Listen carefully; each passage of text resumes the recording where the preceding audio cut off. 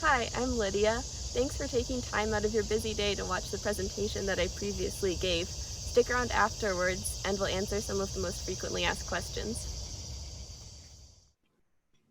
All right.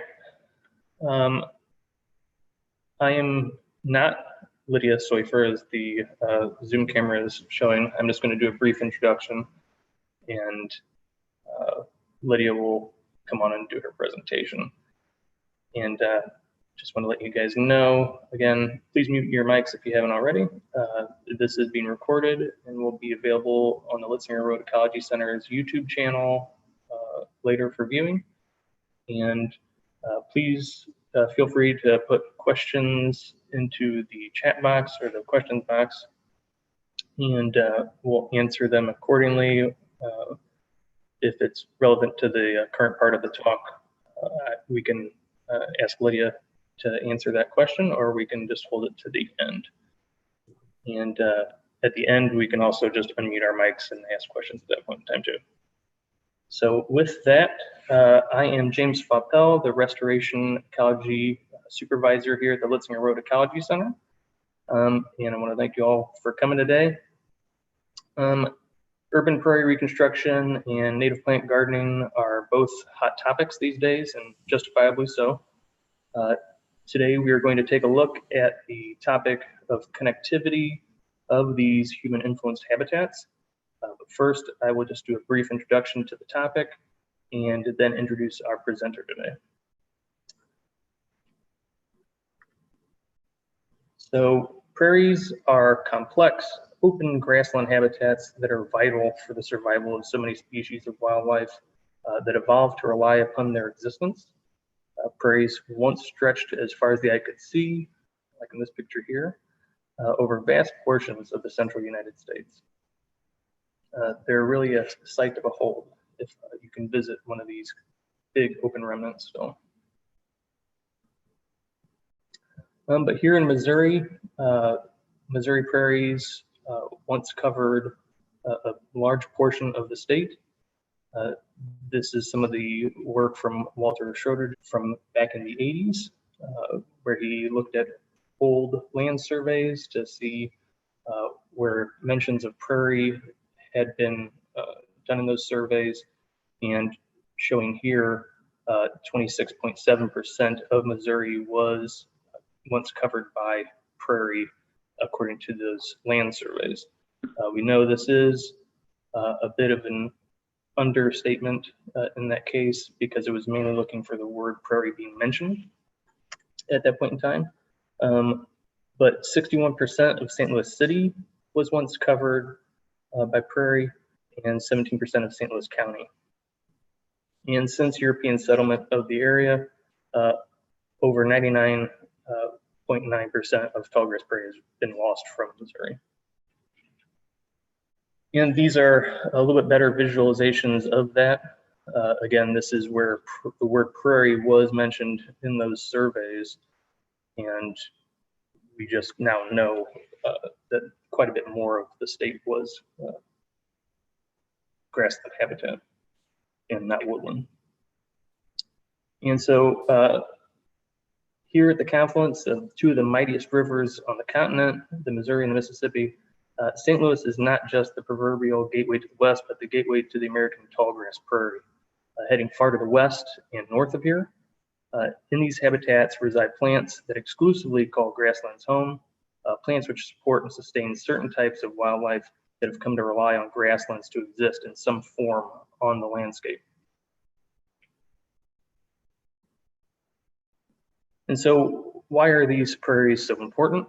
Well, aside from supporting all these intricate and complex floral and faunal relationships, like insects that specialize on eating just a small pellet of plant species, prairies also sequester carbon and infiltrate lots of urban watershed runoff when reconstructed in urban areas. And a lot of people, when we're thinking of remnant prairies, we would consider this definition of a prairie, a true definition, as typically treeless, spreading in all directions with just this grassland type habitat.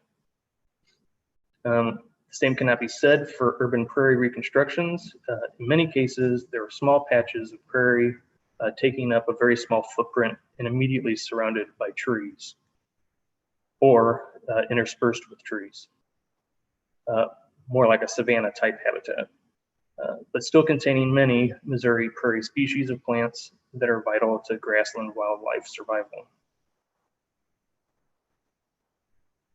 In many cases, these urban prairie reconstructions are surrounded by many various forms of impervious surfaces, making them even more important for our watersheds and the surrounding wildlife to be able to move around St. Louis. So it is important that we reconstruct these vital habitats that we once removed from our home. And many organizations and companies are doing just that right here in St. Louis. The phenology of these reconstructed prairies, changing from month to month and year to year, is what makes these prairies such a diverse, important food source for many pollinators and bird species. And this brings me to how I became interested in our local urban prairie connectivity. This is a shot of the prairie here where I work at the Litzinger Road Ecology Center. And I have really been taken to furthering my understanding of pollinator connections here on site at the Litzinger Road Ecology Center and around St. Louis. It is here at the Ecology Center where I found the IUCN endangered species Bombus fraternus, the southern plains bumblebee. And finding this native bee here on site really made me want to better understand the surrounding area that could be connected to Litzinger for the foraging of resources for species such as this. How did this species arrive here? Has it been here all along? Where is it able to go from here? What role is the Ecology Center playing for local wildlife connectivity? And so from there, I checked the nearest prairie reconstruction here to Litzinger, and that is a small middle school prairie that was constructed with the help of MDC, the Missouri Department of Conservation, around a mile away from here. And lo and behold, I found the southern plains bumblebee there after much surveying. So this got me to wondering how all of the prairies that are being reconstructed around St. Louis are connected and how they could affect pollinator networks, among other types of wildlife connectivity. So after much surveying of St. Louis City and County and contacting many of the other organizations around St. Louis that are reconstructing prairies in our region, we're able to come up with 58 different organizational properties with prairies consisting of 115 individual prairie patches. So of those 58 properties, these are 115 prairies separated by things like roads and buildings on one of those 58 properties. And I am not capable. My background is in plants, and I'm focusing more on pollinators, but I am not capable of understanding how to do all this intense calculations of this. And so luckily, the intern that we hired this spring at the Ecology Center was a student with big dreams and goals who had quite the understanding of GIS mapping and complex calculations, Lydia Soifer. Lydia was up to the challenge of taking on such a task, working with me. No, but I'm just joking. She was fully on board with taking on this task of mapping out all these prairies within just 10 weeks' time. She's an incredible researcher, and she has a bright future ahead of her. And with that, I'd like to introduce Lydia, who will give a brief description of her background, and we'll jump right into this project.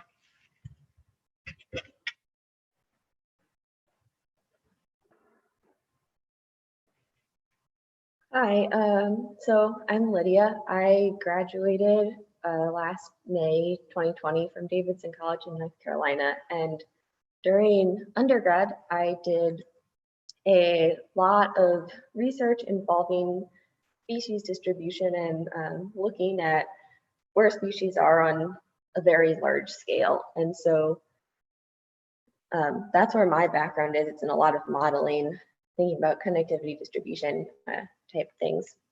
And in the fall, I'll be continuing to pursue these questions that I'm very interested in at Cambridge, where I'll be doing a one-year master's. So with that, let's get back into looking at connectivity in the St. Louis region. All of these prairies that James just mentioned can act as stepping stones for animals to travel throughout the urban matrix. And so what do I mean by that? First of all, the urban matrix is the inhospitable paved urban habitat of the city that can be difficult for animals to cross due to a lack of resources. And stepping stones are patches of habitat that are scattered throughout the urban matrix that help animals travel through the landscape, finding the resources that they need. So for example, let's say an animal needs to travel from one of these large green spaces to another to find enough resources. Without stepping stones, this could be hard or nearly impossible because it's a long distance. And so for a small animal like a bee, it might not be able to reach one patch to the next without taking a few stops in between. However, if there are smaller patches of habitat between the two larger patches, then animals can use these patches as stopover locations for rest or food. So now I'd like to revisit the map of prairie patches that James brought up in St. Louis. So the placement of these patches or reconstructions has been primarily opportunistic without long-term planning to ensure that patches are placed to form a well-connected network within the city. So we wanted to gain a better understanding of the connectivity of prairie patches within St. Louis County and City. And this brings us to my primary questions. First, I wanted to know what prairie patches contribute most to connectivity in St. Louis. Do small native plant gardens make an important contribution to connectivity? And finally, where should we focus management efforts to increase prairie connectivity in St. Louis? So I just mentioned connectivity a bunch, but what do I actually mean by that? Connectivity consists of two main components. The first of these is inter-patch connectivity or between patch connectivity. And that's what a lot of us would probably think of when we think of how patches are connected within a landscape. It's the spatial arrangement of the patches.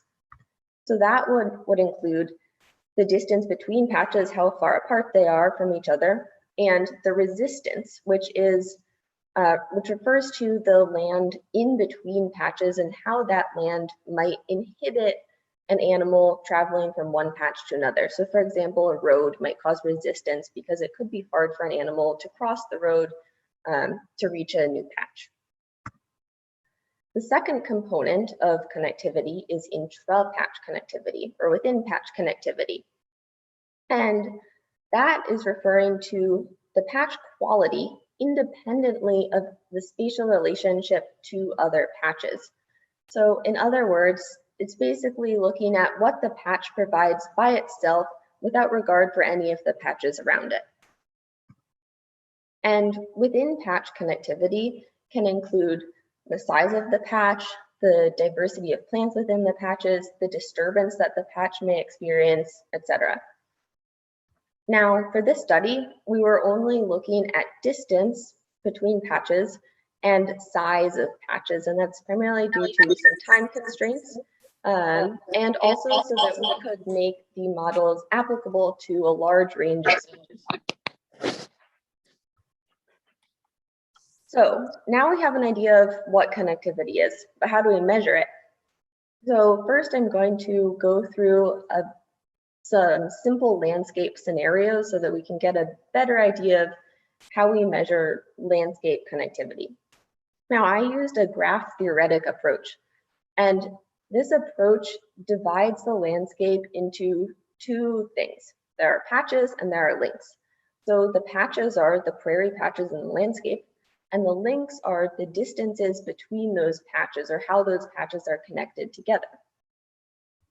Now, when we think of this in terms of intra-patch connectivity or within patch connectivity, we're looking at patch size. So larger patches are more important for the landscape or contributing to within patch connectivity.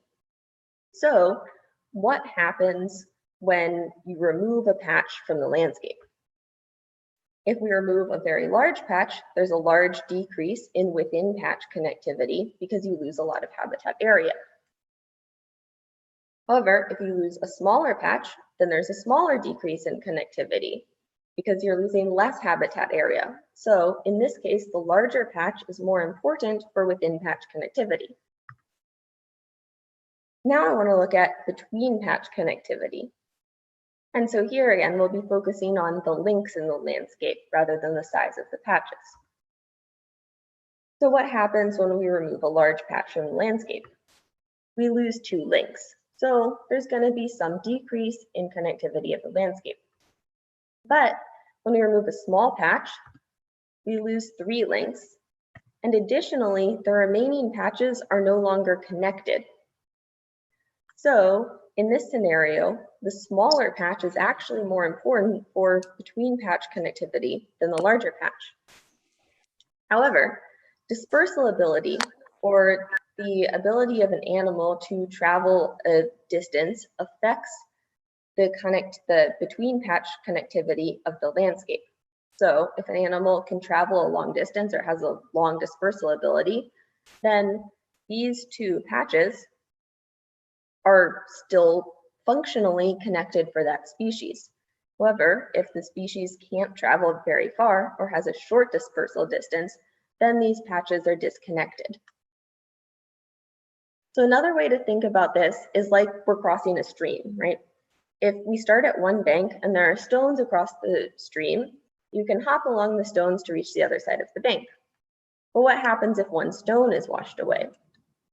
If you have poor dispersal ability or you can't step from one stone to the next because they're too far apart, then the landscape, or in this case, the 2 banks of the river, become disconnected. But if you can make this step from one stone to the next, then the landscape or the 2 banks are still connected. So now we have a theoretical understanding of how we're measuring connectivity, but how do we actually put numbers to this? We do this with this big kind of scary looking equation. It's not actually that scary, called the integral index of connectivity. So I'm going to break this down so you can get a better idea of how area and distance actually affect the value of connectivity of the landscape.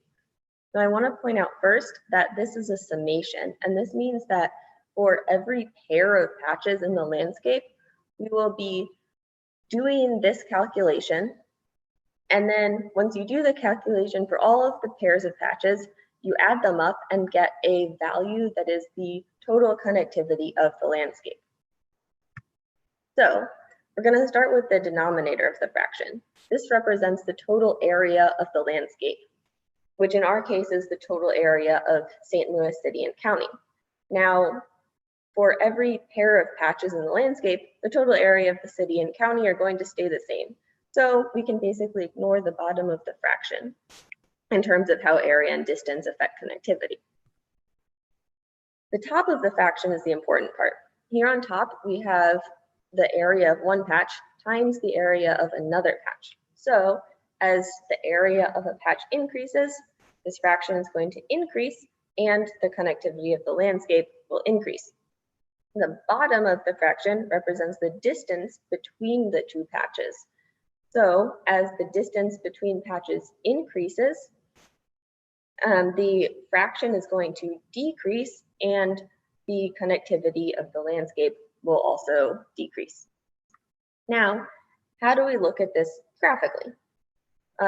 These graphs represent a simple landscape made of just 2 patches. And so the area graph, I kept the area of one patch constant while increasing the area of the second patch. So as the area of the second patch increases, the connectivity of the landscape also increases, just like we would expect.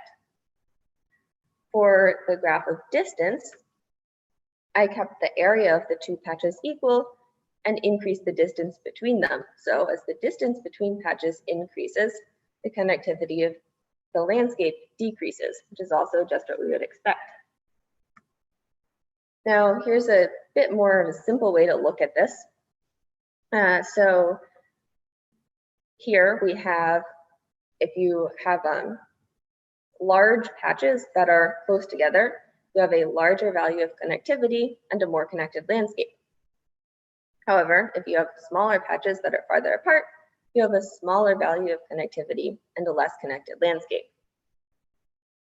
Now, I briefly mentioned earlier measuring patch importance. So how do we put numbers to this? Well, what we do is we measure the total connectivity of the landscape as I just described, and then you take one patch out and recalculate the connectivity and subtract that new value from the total connectivity. And this gives you the DIIC value, which is the change in connectivity when one patch is removed. And you can do this for all the patches in the landscape.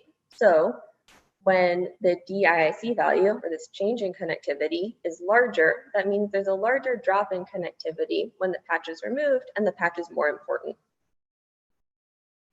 So this brings us to how we actually calculated connectivity. So all of these calculations we conducted in R, which is a program, a computer program, and we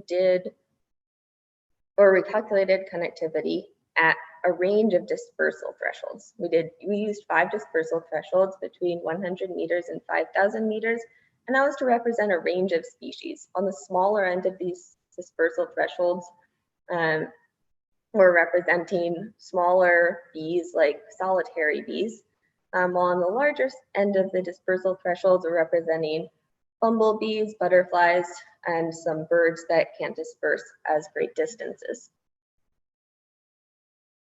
So this brings us to our first question. We wanted to know what prairie patches contribute most to prairie connectivity in St. Louis. So first, I want to orient you to some of these graphs because we'll be looking at them quite a bit. The top here shows the dispersal threshold. So in this case, we're looking at a dispersal threshold of 1,000 meters. And that's the middle dispersal threshold that we looked at and is representative of the patterns that we saw in most of the dispersal thresholds. The x-axis represents patch area, and the y-axis represents the change in connectivity, which again is a representation of patch importance. So lower values indicate less important patches, higher values indicate more important patches. And here's what we found. Generally, as patch area increases, the importance of the patch to total connectivity of the landscape also increases. And you may notice this point up here, that's very large and very important relative to the other patches, and that is a large prairie patch at Columbia Bottom Conservation Area. But we can also zoom in to these relatively smaller patches to get an even better idea of the relationship between area and patch importance. So here you can see that there's a pretty clear relationship. As area increases, patch importance also increases. Now, how do patches contribute to intra-patch connectivity or within patch connectivity? Now, just as a reminder, intra-patch connectivity is in reference to patch quality, which in our case is the area of the patch. So we see a very similar relationship. And again, this top point is the same Columbia Bottom prairie patch. And when we zoom in, we can see very clearly that there's a positive relationship between area and the importance of the patch to within patch connectivity. Now, what happens when we look at inter-patch connectivity?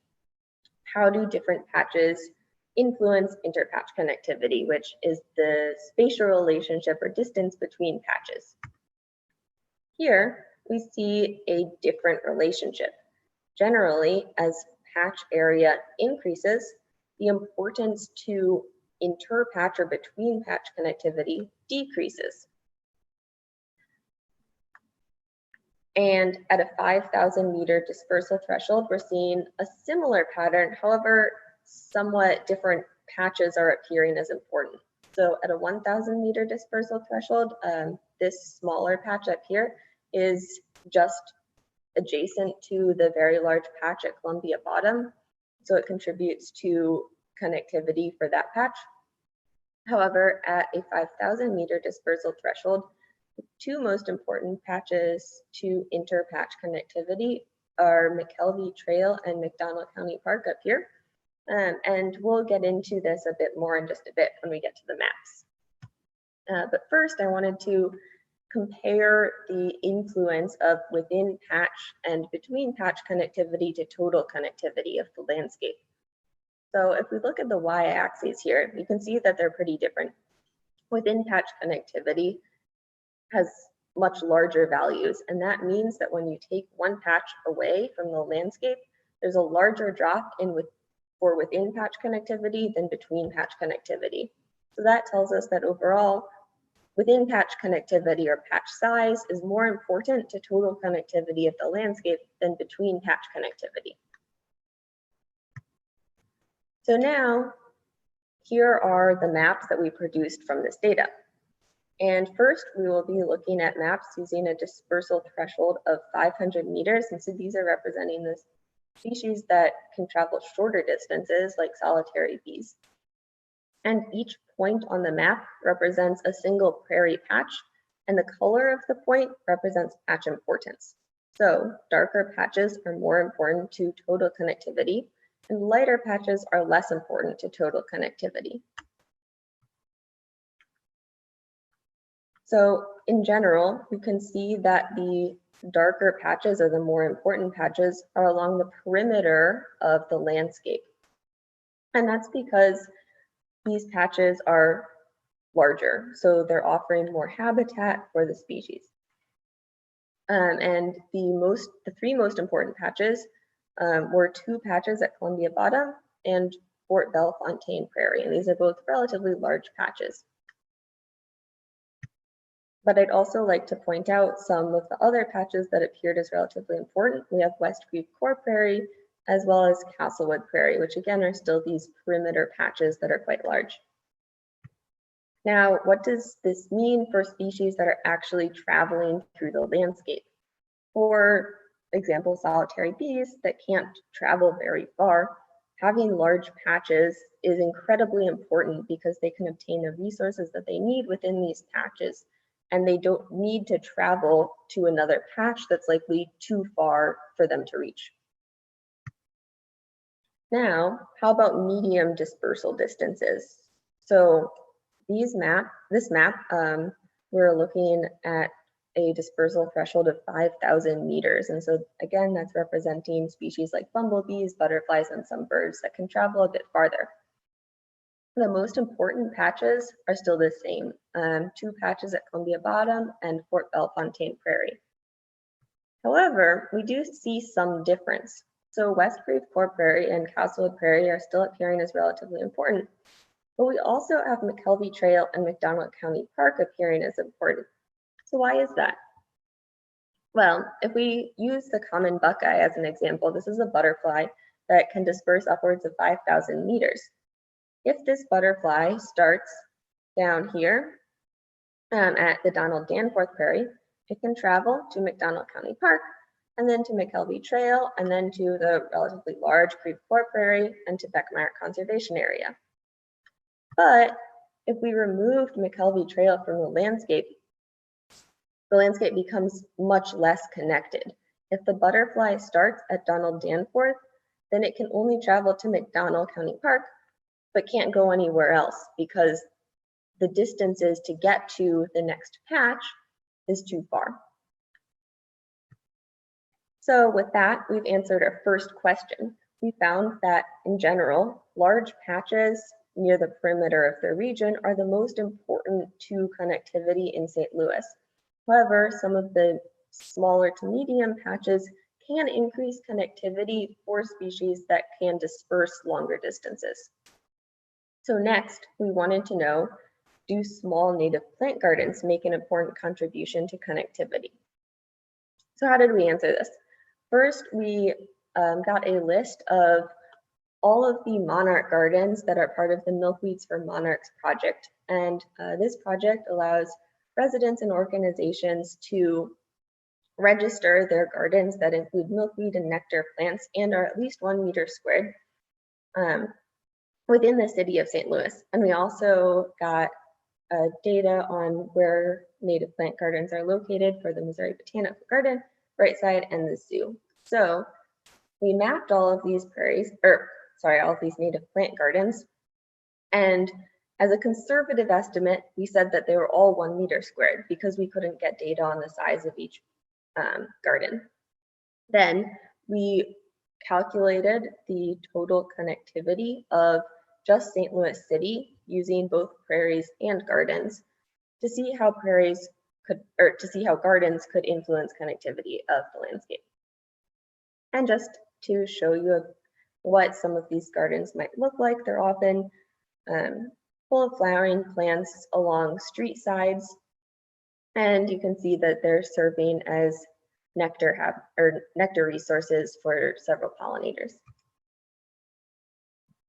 So how did we estimate how important gardens are to connectivity of the landscape?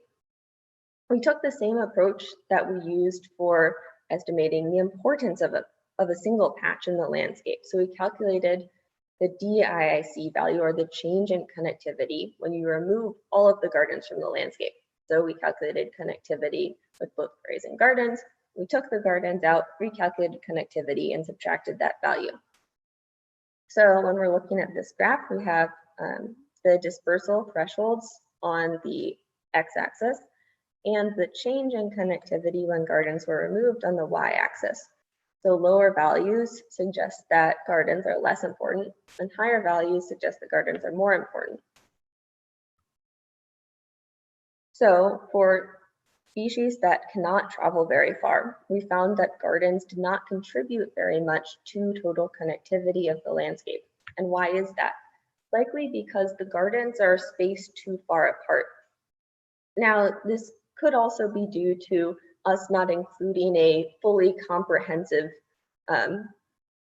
sample of all of the native plant gardens in the city. So the contribution of gardens to these shorter dispersal species is likely a bit higher, but because we weren't able to account for every single garden, the importance to connectivity for shorter distance dispersers comes up as relatively low. However, for animals that can travel a bit farther, gardens become quite important because these animals can hop from one native plant garden to the next and obtain resources from all of them. But once we get to animals that can disperse longer distances, gardens decrease in importance again. So why is that? It's most likely because these animals are more likely to travel from one larger prairie patch to the next larger prairie patch without stopping at the native gardens in between because they don't need to. So now we'll look at a map of the importance of connectivity of prairies and gardens at a dispersal threshold of 2,000 meters, which again was the dispersal threshold at which gardens were most important. So each dot on the map represents either a prairie or a garden, and again, color represents the importance of the patch or garden to connectivity, with darker colors indicating more important patches than lighter colors. So even at the dispersal threshold at which native plant gardens were the most important, the prairie patches appeared as the most important patches in the landscape. And so that just emphasizes that these larger prairie patches are absolutely essential to maintain connectivity of prairie species in St. Louis, even though native plant gardens still play a role. And I'd also like to compare the importance of gardens to within patch connectivity and between patch connectivity. You can see that in general, the drop in within patch connectivity is greater when you remove a prairie patch or a garden in the city than the drop in between patch connectivity. So this is the same pattern that we were seeing earlier, that within patch connectivity or patch size is more important to connectivity of the landscape than between patch connectivity or how the patches are dispersed throughout the landscape. So this answers our second question. We found that small native plant gardens do contribute to between patch connectivity, but larger prairie patches are more important overall and essential to maintain. So this brings us to our last question. We wanted to know, where should we focus management efforts to increase prairie connectivity in St. Louis? Based on our results that we just talked about, we should focus management efforts on large patches, although increasing the network of gardens would likely also benefit connectivity. However, I want to caveat this with a few directions that we could go in the future. First of all, I want to emphasize that in our assessment of prairies, we did not assess quality. And so all of the prairie quality that I was talking about here was only based on prairie size. But some of the larger prairies had low plant diversity or could have a lot of invasive species, decreasing their quality for prairie dependent species. And so by including quality assessments, we would expect the importance of some of the larger, lower quality prairies to go down, while the importance of some of the smaller, higher quality prairies like Litzinger to increase. And this could better inform where we need to focus management efforts. Next, it would be useful to expand our garden network, including native plant gardens from organizations like Wild Ones, Spring Conservation Home, and the Rainscaping grants from MSD. And this would make our analysis of the importance of gardens within the city more comprehensive, and it would also allow us to expand our analysis of the importance of gardens to St. Louis County. And finally, we'd like to potentially expand the study region. So our analysis was focused only on prairies within the boundaries of St. Louis City and County. However, there are several large prairie patches directly outside the borders.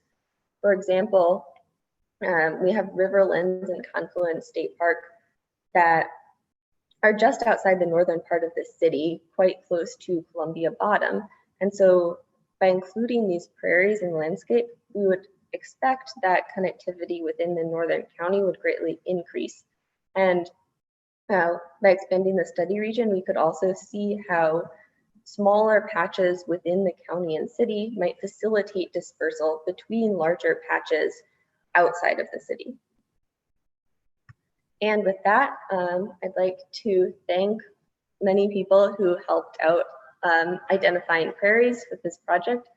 First of all, James was an amazing resource.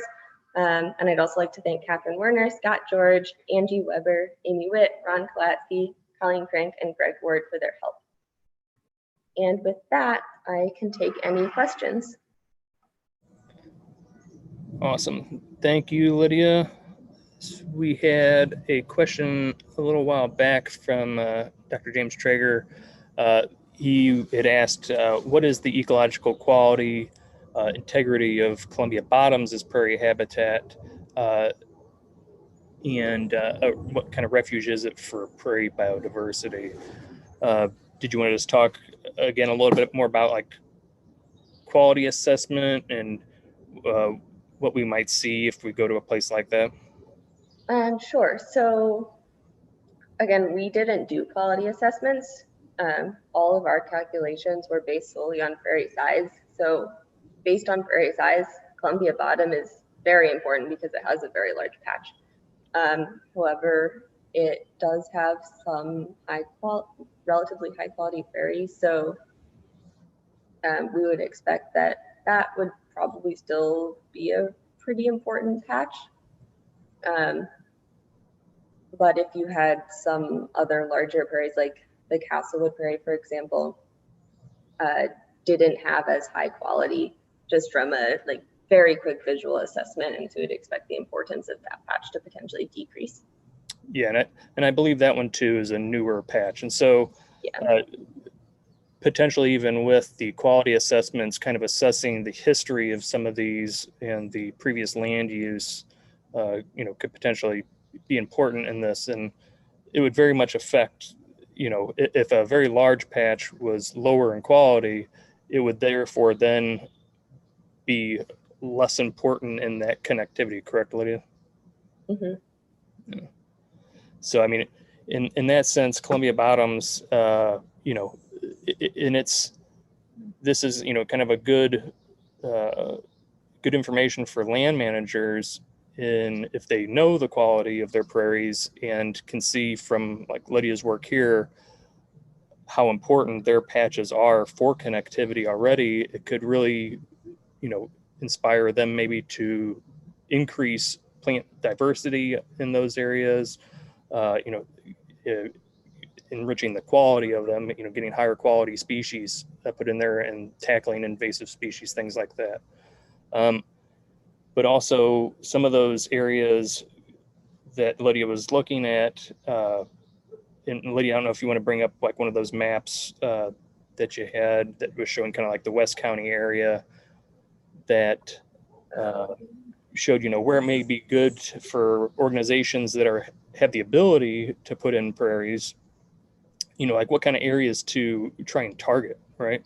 So here in West County, where these big gaps in between prairies, and we can see that there are some valuable prairies there for connectivity, trying to target those areas specifically for prairie reconstruction.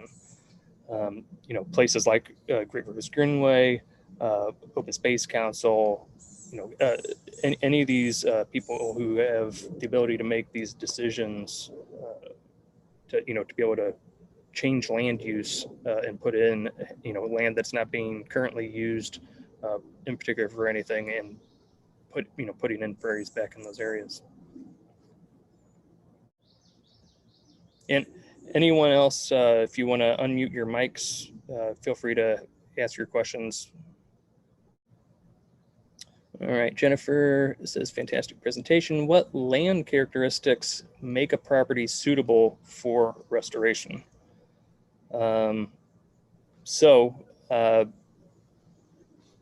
in my opinion, I mean, places like, Great Rivers Greenway, who can focus on these long, narrow strips like McKelvey Trail, who, these places that can be kind of interwoven in between areas and have multi-uses, are going to be an easier sell, obviously. So like with, having walkways, or if it's already a park within that area that doesn't have a prairie, uh, just big, vast open areas that are currently, uh, big, wide open lawn areas that are not being used for sporting events, things like that.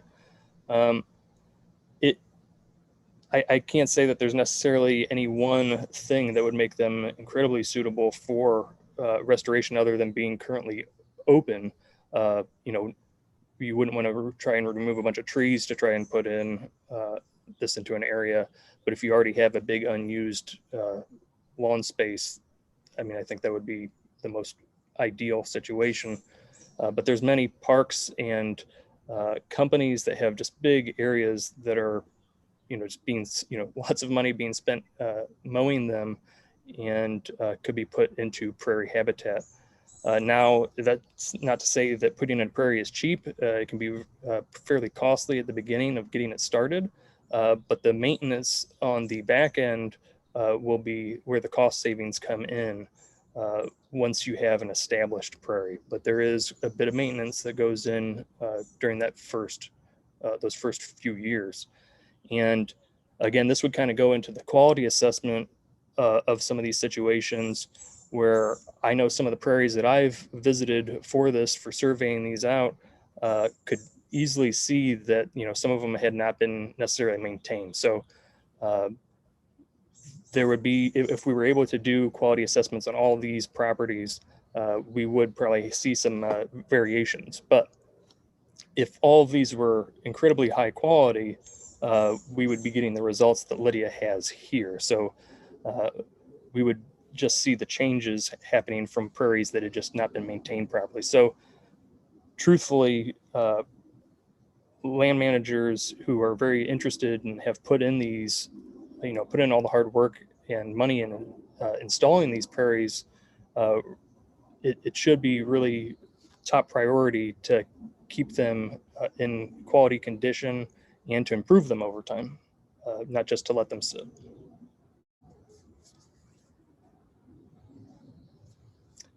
Jennifer said, that helps, thanks. I am trying to figure out how this could translate with some of our projects at East West Gateway. And both of our emails, Lydia, if you want to put back that slide with our emails, feel free to contact us with any further questions that you have on this. And again, I know it's a lot to digest, but we will have this video available, recording of this talk on our Litzinger Road Ecology Center YouTube. And I can also send it out to the folks that I had emailed the invitations to. So, well, are there any further questions?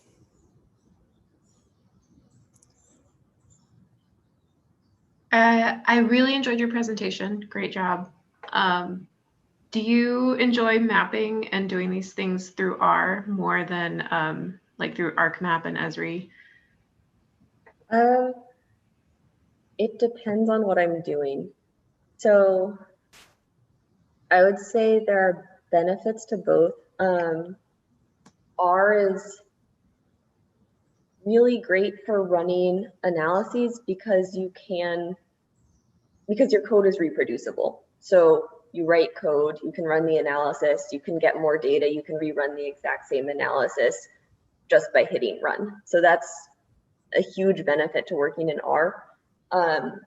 When it comes to really looking at the spatial data, if you're interested in like being able to, pan in and out on the maps and click on things and really interact with the map, then something like ArcMap is definitely more beneficial. I'm actually more used to working in QGIS at this point because it's open source. And so very frequently I'll, go back and forth between the two, doing analysis in R, writing output, opening it in GIS, looking at maps, and it's very a fluid mixture of the two. And I missed Andrew's question there at the very beginning of the chat. I apologize, Andrew. Where were some of these photos taken? I recognize Belle Reef Park. Yes, some of those early pictures in the presentation, Belle Reef Park. We had Danforth Plant Science Center.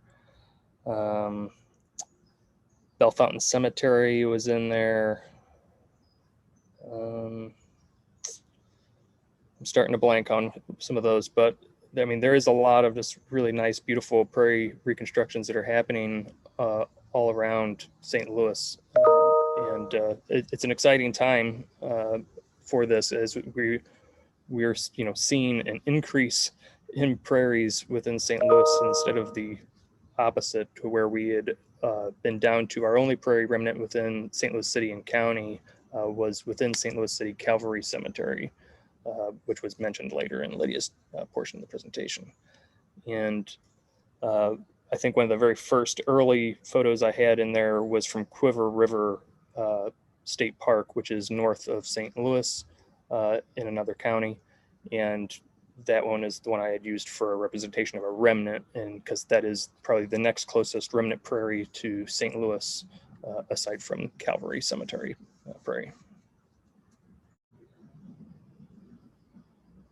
Is the most ground to gain, so to speak, in the city or the county? Lydia, do you want to take that one on? Sure. So it's a hard question. Honestly, I don't know. I would say that so in terms of space, there's probably, just like from having driven around looking for these prairies, there's probably more space within the county to actually reconstruct prairie habitat. And so in that sense, within the county, I think you could gain a lot of prairie connectivity. Well, the city has a lot more built up space, so it's harder to create these larger prairie reconstructions. But there's still plenty of opportunity in both places for native plant gardens. And while, as my presentation showed, these aren't necessarily the most important pieces of connectivity, the more we plant them, the more contribution they'll have, because species will be able to more easily hop from one to the next if they're really close together. Is there anything you want to add to that, James? Yeah, I mean, I think it would be the same. Property-wise, I think St. Louis City would be harder to purchase, larger sections of land within the city to try and connect. But I think the importance is still there, whereas you'll be having an easier time, potentially finding larger pieces of land to convert to prairie in the county. But like Lydia said, it's really trying to keep that perspective of those native plant gardens are only as important as the next closest native plant garden to them, right? So the more we connect them, the more they almost become like one large patch of prairie, to where small insects and things that can only travel short distances, they're going to then be able to have that small little network all over that would be similar to a prairie, but we'd need them close enough together. So currently, like Lydia said too, we were only looking at those milkweeds for monarch gardens, but if we were perhaps able to add in like the green conservation home, the wild ones, those MSD rain gardens, things like that, we might get a little bit even better picture of how well we're doing in St. Louis City. We have no idea really in St. Louis County what that would be like, what kind of connectivity. So to be quite honest, we could probably do a little bit better job of native plant gardens in the city, but potentially, a lot more native plant gardens within the county to make that connectivity easier. James says, I think it would be good to clarify, define with examples the difference between within patch diversity. Isn't a single patch within inherently all connected? Correct. And Lydia, I mean, you kind of talked about the inter and intra early on. Do you want to kind of bring that back up again? Yeah, so I guess dividing connectivity up into inter and intra, or within and between patch connectivity, helps get at the importance of patches to different components of connectivity. So if you had you're right in saying that, within patch connectivity, or a single patch is all connected. But that might, like if it's a low quality patch, if you're including quality assessments, it might contribute less to the total connectivity of a landscape because it doesn't really act as a quality stopover site for an animal traveling. And this is a very in-depth topic, and I don't really want to completely go into it all right now. There's a lot of literature out there on kind of incorporating all of these components and how connectivity can or should be divided up. So yeah.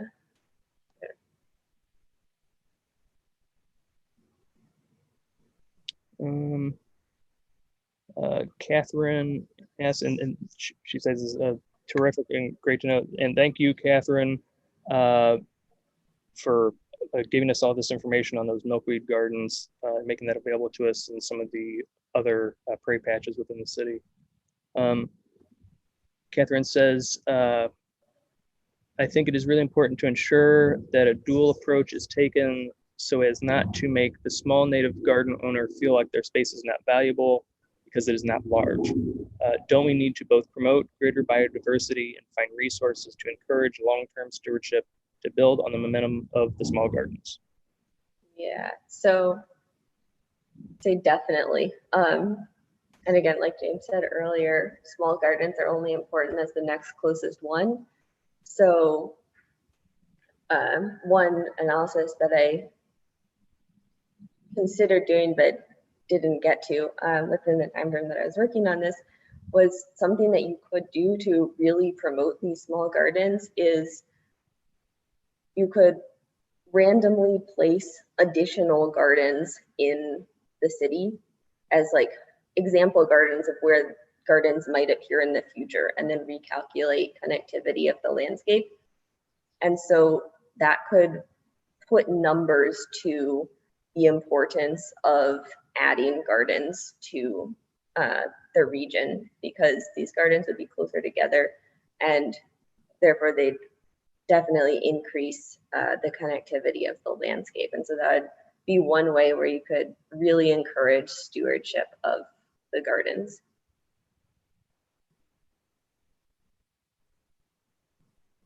And one other thing too, that could be potential. I mean, there's lots of different ways that we could keep on going with trying to how to look at this. And I mean, and rightfully so. I mean, it's important that we are thinking about all these things.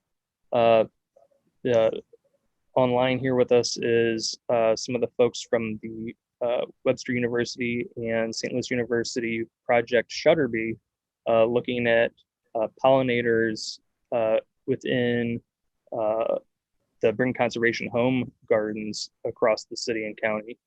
And so, I mean, there could be stuff like that happening in these areas too, looking at pollinator diversity and richness, and same with birds. There's a lot of things that we could do to try and, kind of value all these spaces, and, we could keep on going forward here. And so it's a really important topic, and I'm so glad like all of you came here to hear Lydia's talk, and just wanted to say thank you again, and thank you, Lydia, for doing all this work.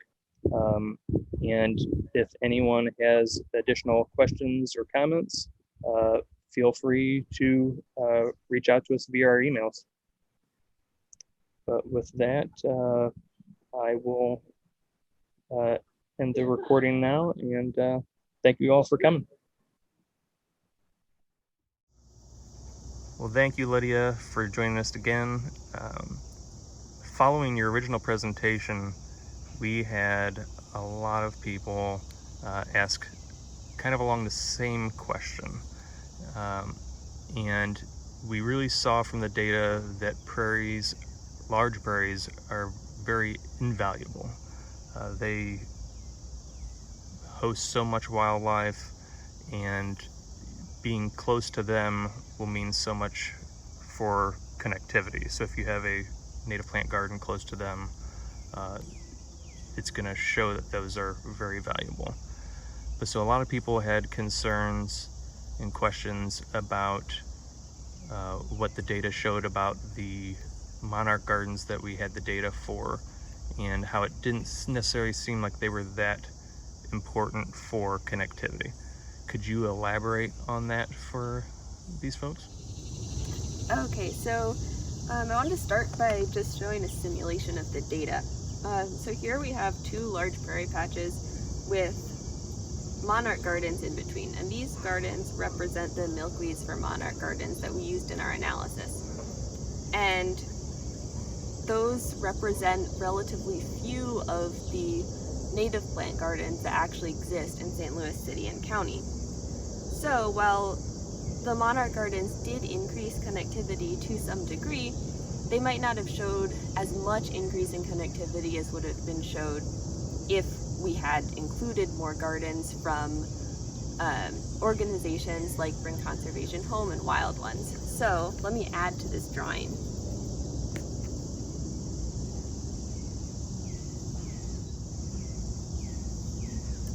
So here, I just drew a bunch of purple gardens, and these are representing all of the gardens that, let's say, we did not include. And so you can see that now the distance between gardens is overall smaller. And so that will increase the connectivity, because animals that can't disperse as far and may not be able to jump, say, from this garden to this garden, can now hop in between gardens that are much closer together and reach the next prairie.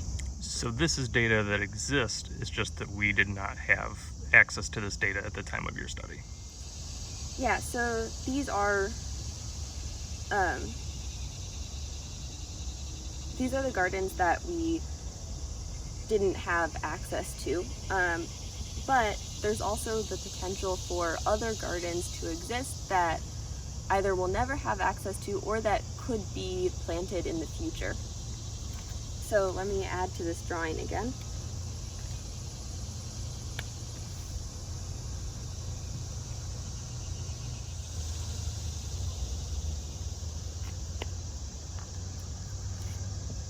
So these orange circles I drew are representing gardens that we could plant, or maybe people have already planted, but not in association with one of the organizations that records where native plant gardens are in the St. Louis area. So as you can see, now the distance between gardens is much smaller, so animals that can't disperse far distances can easily hop from one to the next, eventually reaching the prairie. However, I want to emphasize that it's really important to maintain these gardens and not just plant them in the hopes that they'll attract pollinators without much maintenance. So let's say some of the gardens that are planted aren't maintained.